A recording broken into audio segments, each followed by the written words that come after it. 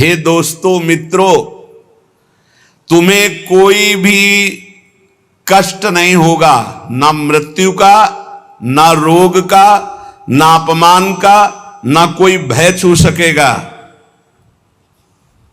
कौन सा ऐसा जादू है भाई? बोले समस्त भयम भयानाप हारिणी स्थिति। समस्त भय, भय का अपहरण करने वाली एक स्थिति जागृत होती है। कैसे जागृत होती है? अनंत महिमाशाली भगवान के नाम का जो स्मरण करता रहता है। हम अपनी कल्पना से भयभीत होते, कहीं कोई भय नहीं है। जहां भय लगा है वहां हमने देखा हमारी कल्पना हमको भयभीत करती है। नाम जब चल रहा है तो तुम्हें भय कोई परास्त नहीं कर। भयम भयानाम हारिणी, समस्त भयों का अपहरण करने के लिए नाम विराजमान है। चौथी स्टेज में कैंसर, अब कभी भी शरीर छूट सकता है। और पूरा तिलक लगाए मुस्कुराते हुए बात कर रहे थे। बोले बस बल है राधा नाम का। अभी कुछ दिनों से जुड़े थे, यही एकांतिक में उनका पड़ा भी है। हे भयम भयानाप हारिणी स्थिते, समस्त भयों का अपहरण हो जाएगा। विश्वास करो, तुम कितने दिन पैसा कमा लोगे, कितने दिन भोग लोगे, कितने दिन परिवार को संभाल लोगे। हरि गुरु का अंतर से भाव तुम्हारे नहीं जुड़ पा रहा है तो क्या तुम अविनाशी हो? अगर आज मर गए तो तुम्हारी पत्नी, तुम्हारे पुत्र, तुम्हारा परिवार कौन चलाएगा? विश्वंभर भगवान। तो आज विश्वास क्यों नहीं करता भगवान पर? अपने पर क्यों ले रहा है कि अगर नहीं हुआ तो मैं बर्बाद हो गया हूं? बर्बाद तू तो है ही। आबाद कब तू हुआ था? आबाद तो उस क्षण होता है जब उस ईश्वर का आश्रय ले लेता है और पूरा भरोसा ईश्वर पे छोड़ देता है, उसे कहते हैं आबाद होना। अहंकारी कभी, अपने को कर्ता मानने वाला कभी आबाद नहीं होता। यही समय तो होता है उत्तर देने का, मैं आपका। सर्वस्व नष्ट हो जाए तो भी स्वामी मैं आपका। आपकी आज्ञा के अनुसार आपके विरुद्ध कभी नहीं चल सकता, चाहे प्राण चले। भगवत प्राप्ति ऐसे होती है। नौकाएं कभी डूबती नहीं, लड़खड़ाती नहीं, छेद होती नहीं। नाविक ने आज तक किसी को डूबने नहीं दिया, पार कर दिया है। चुपचाप बैठा रहे, दौड़ क्यों मचा रहा है इधर से उधर? पूरा बैलेंस बिगाड़ने की कोशिश कर रहा है। एक आदमी ट्रेन में दौड़ रहा था, डिब्बे में। एक साधु थे। तो भाई मैं देख रहा हूं तू दौड़ रहा है, क्यों दौड़ रहा है? बोले हमको बहुत जल्दी पहुंचना है अमुक स्टेशन। है पागल, ट्रेन चल रही, तू बैठ जा, तू बैठ जा, ट्रेन चल रही। ऐसे ही तू सच्ची मान, अध्यात्म की कोई दौड़ भाग नहीं होती। अध्यात्म कोई किलोमीटरों वाली यात्रा नहीं कि बहुत भागना पसीना चुआना है।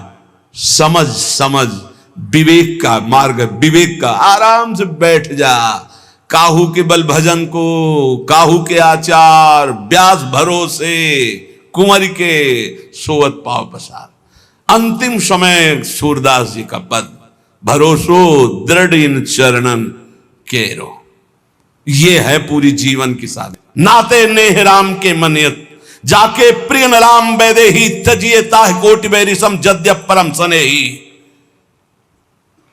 पुलापा नहीं चलता यहां, ठोस चलेगा, ठोस घनीभूत भक्ति।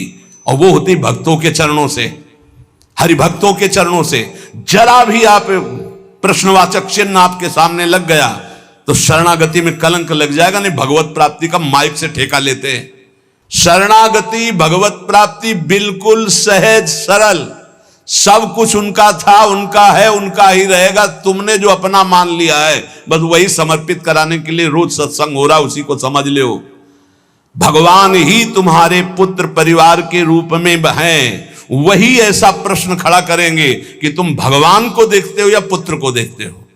हमें श्री भगवान की तरफ देखना है तो वो भी हो जाएगा, सब मंगल ही मंगल हो जाए। और अगर पक्ष ले लिया संसार का तो गए, नंबर से आप नीचे उतर जाएंगे। इसीलिए कह रहे, अगर भय मुक्त होना, सबसे बड़ा भय मृत्यु का है, जो बच नहीं सकते, वो आने वाला है। तो बोले जब साधु भी मरता है, गृहस्थ भी मरता है, तो भी भजन से क्या है? साधु मरता नहीं। सांप जैसे अपनी केचुल छोड़ता है, ऐसे साधु अपने शरीर को छोड़ता है और भगवत धाम जाता है। मरता है विषयी पुरुष, जन्मत मरत दुषा दुख होई। इसलिए भयम भयानाप, जो नाना प्रकार के भय, नाना प्रकार के दुख, आपको चिंता शोक, उनसे मुक्त होने के लिए बार बार कहते हैं राधा राधा राधा, नाम जप करो, प्रभु के आश्रित हो जाओ, अपनी चिंता छोड़ो, अपने परिवार की चिंता छोड़ो, भगवत चिंतन करो। बहुत बढ़िया जिम्मेवारी भगवान ले लेंगे, सच्ची मानिए। कर्तव्य छोड़ने की बात नहीं कह रहे हैं, चिंता छोड़ने की। तुम्हारे चिंता करने से होगा, ओवर थिंकिंग तुम्हारे सोचने से होगा कि हम ये महल बनेगा, महल के ऊपर अटारी चढ़े, फिर ये होगा, फिर वो होगा, फिर वो होगा। तो बोले हम कुछ सोचे ना, नहीं, राधा राधा राधा, वर्तमान में राधा राधा जब जो आगे होता चला जाए उसको करता चला जा, तो जीवन मुक्त हो जाएगा गृहस्थी में रहते हुए। सोच हमको नहीं, सोच हमारे प्रभु देंगे, आगे क्या करना है वो करेंगे, हम संकल्प विकल्प करके फंस जाएंगे। बाले क्रीडन का सक्ता यौवने विषयोन्मुखा अज्ञानयन्त्य शक्त्याः च वार्धकम समुपस्थितम तस्मात् बाल्ये विवेकात्मा यतेत श्रेयसे सदा बाल्य यौवन वृद्ध्यायैर्देह भावैर संयुतः। सांसारिक जन बाल्यावस्था खेल कूद में व्यतीत कर देते हैं। हम प्रणाम करते हैं उन माता पिता को जो अपने बच्चों को बाल्यावस्था से नाम जपना, समय से उठना, पृथ्वी माता के चरण छूना, सूर्य भगवान को नमस्कार करना, अच्छे अच्छे आचरण सिखाते हैं।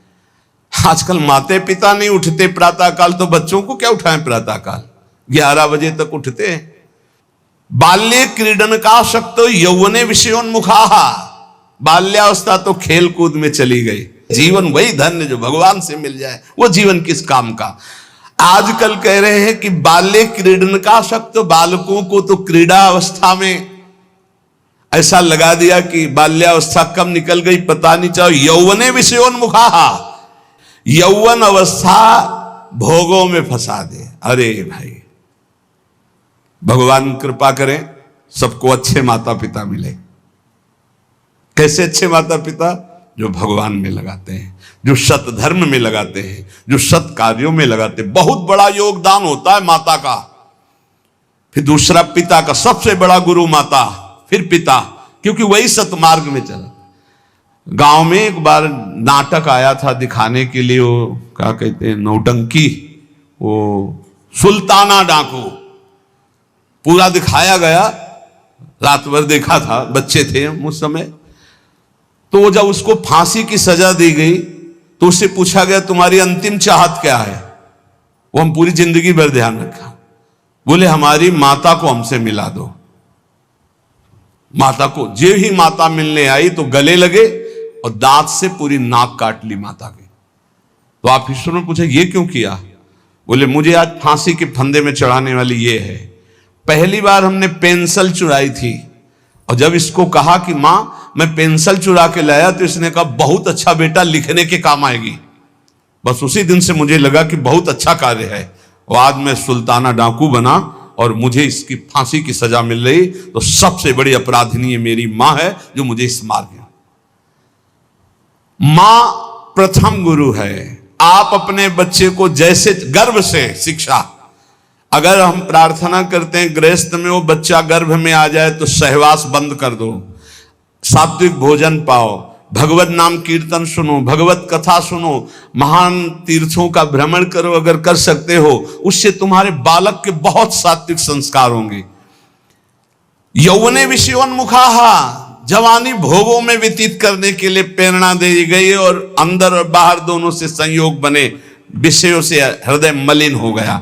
फिर कह रहे हैं अज्ञा नयंती असक्त्याः, जो अगली अवस्था आई बुढ़ापा, वो तो असक्त, इंद्रियां वैसे ही चंचल, मन वैसे ही चंचल, शरीर असक्त। अब वो अंदर बैठे बैठे भोगों का चिंतन कर रहा है, उसकी दुर्गति हो जाती, दुर्गति। इसलिए तस्मात् बाल्ये विवेकात्मा यतेत श्रेयसे सदा, विवेकवान होकर बाल्यावस्था से वो माता पिता धन्य है जो अपने बच्चे को शासन में लेकर, बाल भोग बना रहे, 5 मिनट राधा राधा कीर्तन कर, अभी तुझे पवाते, थोड़ा सा नाम संस्कार डालिए, भगवत कीर्तन का, भगवान नाम जप का, बैठ 5 मिनट बैठ के कथा सुन, देखो सत्संग सुन या स्वयं सुनाने लगे कोई न कोई ग्रंथ की बात, संस्कार पढ़ते हैं, गर्भ से संस्कार पढ़ते। अभिमन्यु जी को गर्भ में ही चक्रव्यूह तोड़ना आ गया था, प्रहलाद जी को गर्भ में ही परम महाभागवत बना दिया था नारद जी ने। अगर आप गर्भस्थ शिशु से शिक्षा प्रारंभ करेंगे तो कोई महान राष्ट्रभक्त महात्मा पैदा होगा। विवेक की पुरुष को चाहिए कि जिस समय बाल्यावस्था है वो पूरे जीवन की अद्भुत शैली बनाने के लिए उसको आप शिक्षा दीजिए। जितने गंदगी व्यसन है वो सब माता पिता के आचरणों का प्रभाव बच्चों पर पड़ता है। बहुत होश में माता पिता अपना व्यवहार रखें, नहीं बच्चे फिर वही जानते हो क्या करते हैं, बुढ़ापे में मार थप्पड़ घर के बाहर कर देते हैं कि तुमने हमको यही शिक्षा दी है आधुनिकता की, भोगों की, विषयों की, तो उसी का सुख लो। इसलिए तदे तद्वो मयाख्यातम यदि जानीत नानृतम तदस्मत् प्रीतये विष्णु स्मृत्याम बंध मुक्तिदहा। मित्रों, मैं तुम लोगों से प्रार्थना कह रहा हूं, तुम झूठ मत समझना। अगर समस्त दुख और बंधनों से छूटना है तो तुम केवल हरि स्मरण प्रारंभ कर दो। उनका स्मरण करने के पश्चात कोई भी विपत्ति उसको परास्त नहीं कर सकती। हरि स्मृति समस्त विपद विमोक्षणम, जितनी विपत्तियां हैं सबसे मुक्त करा देगी। तुम मेरी बात मान लीजिए। तदस्मत् प्रीतये विष्णु स्मृत्याम बंध मुक्तिदा, समस्त बंधनों से मुक्त हो जाओगे, मृत्यु का भय नष्ट हो जाएगा केवल हरि स्मरण। प्रयासः स्मरणे कोश्य स्मृतो यच्छति शोभनम पापक्षयश्च भवति स्मरताम तम अहर्निशम। स्मरण मात्र भगवान का परम मंगल परम कल्याण करता है। क्या जाता है? हरिशरणम हरिशरणम, राम कृष्ण हरि, राधा राधा, हरे नमः। जो पसंद आवे, हमारे भगवान की तो अनंत नाम है, राधा वल्लभ श्री हरिवंश, जो पसंद आवे। खूब नाम कीर्तन, खूब नाम स्मरण। जो नाम स्मरण करता है समस्त मंगल समस्त कल्याण हो जाता है। अब आप बहुत ध्यान यहां दीजिए, नाम स्मरण प्रारंभ करेंगे तो दो प्रक्रियाएं होंगी। यदि आपके पाप अधिक हैं तो तत्काल पाप नष्ट होना प्रारंभ हो जाएंगे। अब उसके लिए घटनाएं घटना प्रारंभ हो जाएंगी, विपत्ति, दुख, परेशानियां। आप ऊब मत जाना। अगर आपके पुण्य अधिक हैं तो पुण्य शुरू हो जाएंगे, ये लाभ ये लाभ ये लाभ। तो आप वो नाम जप का लाभ मत मान लेना, वो नाम जप से दुख आ रहा है ऐसा मत मान लेना। वो शुभ अशुभ दोनों को नष्ट करके आपको अखंड आनंद प्रसन्नता की तरफ ले जा रहा है। इसलिए धैर्य चाहिए नाम जापक में। सुख दुख नाम का फल नहीं है, सुख दुख पाप और पुण्य का फल है। आनंद और प्रसन्नता ये नाम का फल है। प्रसन्नता ये ब्रह्म स्वरूप है। प्रसन्नता, हर समय प्रसन्न रहना, ब्रह्मभूता प्रसन्नात्मा। जो रात दिन प्रभु का स्मरण करते हैं उनके सब पाप नष्ट हो जाते हैं। प्रभु में अहर्निश बुद्धि लगने के कारण प्रभु परम सुख समुद्र है, इसलिए वो सुख समुद्र हो जाता है, हर समय सुख में डूबा रहता है। तापत्रयणे भीतम यदे तदखिलम जगत तदा सोचेषु भूतेषु द्वेषम प्राज्ञः करोति कहा। ये संसार तीन तापों से जल रहा है। तुम शोचनीय पुरुषों जैसे जलने के लिए तैयार मत हो। अगर तुम बचना चाहते हो तो बच सकते हो नाम जप के, नहीं तो कैसे कैसे मृत्यु अपहरण कर रही है। बैठे हैं आराम से कुर्सी में, पीछे से पूरी दीवार गिरी, मर गए। एक एक क्षण में मृत्यु तो काल कवल कर रही है और हम सोच रहे हैं सब कुछ काम हो जाए फिर एक बैठकर भजन करेंगे या तीर्थयाटन करेंगे। मृत्यु तुम्हें तीर्थयाटन और भजन के लिए समय नहीं देगी। आज अभी से भजन शुरू करो। बद्ध वैराणि भूतानि द्वेषम कुर्वन्ति चेततः सुशोच्यान्यति मोहेन व्याप्ता नीति मनीषिणाम। यहां भजन तो करते नहीं, एक दूसरे से वैर कर रहे हैं, एक दूसरे से छल कपट कर रहे हैं, पापाचरण कर रहे हैं, विचारवान कभी किसी से वैर नहीं करता, ये पापाचरण नहीं करता। तुम महामोह से व्याप्त होकर किसी से यहां लेन देन मत कर लेना पाप का। कोई ऐसा पाप कर लिया, कोई वैर कर लिया, आना पड़ेगा। त्रिभुवन में किसी से वैर नहीं होना चाहिए, तब तुम जीवन मुक्त होगे। इसलिए अजात शत्रु होता है भगवान का भक्त। और किसी से कुछ लेना ना देना, मगन रहना, कर्जा ना रहे, नहीं तो आके देना पड़ेगा, आना पड़ेगा। कुछ ना कुछ ऐसा बन करके उसका हिसाब करके तुम्हें यहां से जाना पड़ेगा।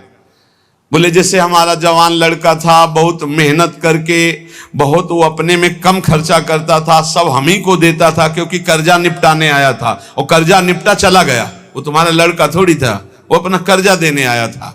और कर्जा लेने आया था, बोले बचपन से बीमार, कुछ दिनों के बाद वो पधार गया, तो अपने लेने आया था हिसाब किताब।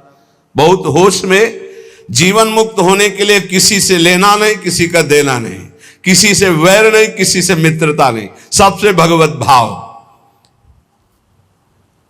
मैं तुम सबसे आग्रह करता हूं, तुम इस असार संसार के विषयों में कभी संतुष्ट नहीं हो सकते, मेरी बात समझ लो। चाहे जितना भोग भोग लो, कभी ऐसा नहीं हो सकता हाँ अब आज के बाद मुझे नहीं चाहिए। ये ऐसे भूत के लड्डू हैं, खाओ तो परेशान, ना खाओ तो परेशान। जो नहीं भोग रहे हैं वो ललचा रहे हैं, और जो भोग रहे हैं वो पछता रहे हैं। बड़ा विचित्र माया का खेल है। और जो संसार में है वो पछता रहे हैं कि हम सोचा था इसमें सुख है, वो है नहीं। हमें लगता है कि सुख औरों में है, पूरा जीवन उनको पछताते चला जा रहा है, ये भोगा, ये भोगा, ये भोगा। और अगर सही भजन नहीं हुआ तो पूरा जीवन इस भेष में पछताते चला जाता है। इधर उधर ताक झांक, पूरा जीवन व्यर्थ चला जाता है। ये हम भ्रमण करते हुए जीवन में देखा कि अगर साधना नहीं है तो अवस्थागत इंद्रियां शांत नहीं होती। उपासक को चाहिए कि ये सोच ले कि विश्व के चाहे जितने भोग भोग लो, कभी संतुष्ट नहीं होने वाले। अच्युत भगवान की आराधना कर लो तो तृप्त हो जाओगे। फिर ऐसा हृदय की स्थिति हो जाएगी जैसे गोस्वामी तुलसीदास जी कहे, पायो परम विश्राम राम समान प्रभु नाही कहूं। हृदय शांत हो जाएगा। अब कछुनाथ न चाही मोरे, हृदय से आने लगेगा। सर्वशक्तिमान भगवान श्री हरि समस्त प्राणियों में विराजमान है। ऐसे भावना करके जिससे मिलो पहले भगवत भाव करो। काम क्रोध लोभ मोह मद मत्सर इन 6 शत्रुओं पर विजय प्राप्त कर लेता है, वही भगवान का दर्शन प्राप्त करता है। तब बड़ा आश्चर्य होता है जब एकांतिक में भगवत प्राप्त आते हैं और फिर कहते हैं मुझे भगवत साक्षात्कार हो गया, और फिर कहते हैं मन में बड़ी परेशानी है। घर के लोग हमको बहुत विरोध करते हैं कि कौन सी भगवत प्राप्ति किए हैं जो शास्त्र में कहीं नहीं है। आजकल ऐसे भगवत प्राप्त हो रहे हैं ज्यादा, शास्त्र में कहीं नहीं है। बच्चों, कहीं नहीं शास्त्र में, ऐसी कोई शास्त्र में प्रपंच नहीं है, कोई प्रपंच नहीं। शास्त्र केवल भवबंधन के मुक्त करने के लिए ये साधनाएं बता रहा है। ये छोटी मोटी सिद्धियां घास फूस की तरह है, घास फूस की तरह। तुम इसको बहुत बड़ा समझते हो, तुम्हारा ये नाम है, तुम वहां से आ रहे हो, तुम ये बहुत बड़ी बात थोड़ी है। 2 4 6 महीने तुम्हें नियम से हम बता दें, वैसे रहो सात्विक आहार करके। अगर आपके अंदर ना आने लगे तो हमें बताना। जीवन में कभी मदिरा जबान में ना रखी हो, मांस कभी खाया ना हो, ये अंडा मांस मछली, केवल ये तुम्हारे जीवन 6 महीना में तुमको हम बता देंगे कि जिसके मन की बात चाहोगे उसके मन की जान लोगे। तुम खेल समझते हो? मंत्रों में इतनी सामर्थ्य, पर पवित्रता, पवित्रता, आप अपवित्र हो रहे हैं तो इसलिए कुछ समझ में नहीं आ रहा है। अपवित्रता पर्दा डालती चली जाती है। ये ढूंढी आश्रम में, शायद आप जानते हैं, ढूंढी आश्रम में बहुत सिद्ध महात्मा है। दर्शन के लिए भागे तो 9:30 बजे तक केवल दर्शन सुबह देते थे। अब गुरु आश्रम से चले तो पर विलंब हो गया, 10 बज गए हमें रास्ते में। बस माता जी का मंत्र एकदम स्मरण किया, हमारा जाना व्यर्थ नहीं होना चाहिए, हमें दर्शन होने चाहिए। आप सच्ची मानिए, अकेले महाराज जी बैठे थे। जो ही गए तो पहला शब्द था कि बोले आओ महात्मा इंतजार कर रहे हैं। हम कहा स्वामी जी बड़ी करुणा। बोले करुणा नहीं, तुम्हारी माता जी आकर के मुझे रोक लिया। हमारी माता जी? बोले हाँ हाँ, जगदम्बा जिनका तुम मंत्र पढ़ रहे थे। ऐसा मंत्रों में आप ये भवबंधन मुक्त करने, तापत्रेणाभिहतम यदे तदखिलम जगत। तुम क्या समझते हो? ये समझते हो कि ये छोटी मोटी बात? अरे एक ही समय में कई जगह उपस्थित हो जाना, पर्वत को भी छेद दे देना, विविध प्रकार की सिद्धियां, एक भी सिद्धि स्वीकार कर ले तो भगवत प्राप्ति नहीं होगी। हमारे ब्रज में ऐसे ऐसे कि अखिल कोटि ब्रह्मांड नायक परात्पर पीछे घूमे, दो चार लोगों ने मिलकर थप्पड़िया दिया, पीट गए, रोटी मांगा, खाया, कोई जानता नहीं कि ये क्या है। और यहां जो कोई सिद्धि दिखाने की कोशिश की तो सीमा के बाहर कर दिया गया है, सीमा के बाहर। यहां वो रहे जो प्रिया प्रीतम की सिद्धि में डूबे हुए हैं और कोई चमत्कार नहीं हो। सबसे बड़ा चमत्कार कि मन का परिवर्तन करके प्रिया प्रीतम में जिस वक्त दृष्टि गई तो श्यामा श्याम के प्रेम रंग में मतवाला कर दिया गया। भूलो मत, प्रिया प्रीतम की कृपा से ऐसे धाम में आए हो, ऐसे सत्संग को सुन रहे हो जिससे केवल भवबंधन मुक्त होता है। ये केवल भवबंधन की, ये तापत्रय विनाश आए, उन सच्चिदानंद प्रभु का यश है जो कानों में पहुंच जाएगा तो भगवत प्राप्ति निश्चित है। हे भाई, चाहे देवता हो या दैत्य हो या मनुष्य हो या यक्ष हो या गंधर्व हो, कोई भी हो, मेरे प्रभु श्री हरि इतने कृपालु हैं कि उनके चरणों का जो आश्रय ले ले और नाम जप शुरू कर दे तो परम कल्याण हो जाता है। भगवान को प्रसन्न करने के लिए ब्राह्मण के कुल में जन्म लेना या देवता बनना या सदाचारी या विविध ज्ञानों से संपन्न होना या दान करना या यज्ञ करना, शारीरिक मानसिक पवित्रता, बड़े बड़े व्रत, ये सब पर्याप्त नहीं है। भगवान केवल प्रेम से प्राप्त होते, प्रेम से। वो कोई भी पुरुष नपुंसक नारीवा जीव चराचर कोई अहोवत सुपचतो गरीयान या जिभ्यागे वर्तते नाम तुभ्यम। भले वो चांडाल है पर उसकी जिभ्या पर हरि नाम है तो त्रिभुवन बंदनी है वो। देख लो देख लो, देवता दैत्य मनुष्य यक्ष गंधर्व कोई भी क्यों ना हो, जो हमारे भगवान का आश्रय लेकर उनका नाम जप करता है उसका परम मंगल परम कल्याण हो जाता है। प्रभु की प्राप्ति के लिए जरूरी नहीं है कि वो ब्राह्मण हो या देवता हो या वो सदाचारी हो या ज्ञान से संपन्न हो, दानी तपस्वी या कि शारीरिक मानसिक पवित्रता, बड़े बड़े व्रत, इनके द्वारा भगवान मिल जाए ऐसी जरूरी बात नहीं है। भगवान सिर्फ मिलते हैं प्रेम से, और प्रेम मूल्य नाम है। जो नाम जप करता है उसके हृदय में प्रेम होता है। प्रेमी वो कोई भी हो, भगवान उसको बहुत प्यार करते, बहुत कृपा की, भगवान ने बहुत कृपा की। अगर कोई शर्त रख देते तो बड़ा कठिन होता। सिर्फ प्रेम, और प्रेम सबके हृदय में है। उस प्रेम को आपने बांट दिया है संसार में, उसी को समेट लो, भगवान की तरफ कर लो, भगवान की प्राप्ति हो जाएगी।